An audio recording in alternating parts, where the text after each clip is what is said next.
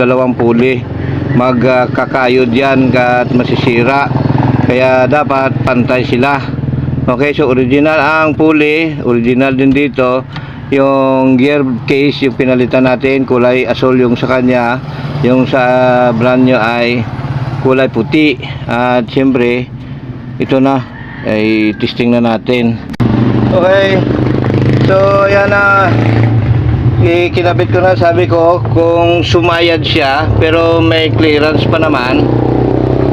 Kung sumayad ito ay lalagyan natin ng kalang dyan sa ilalim dito bago natin ipasok itong pulsator. Ay lagyan natin ng kalang, pero ito hindi pa natin nilagyan kasi ititesting pa natin kung ito ba ay sasayad.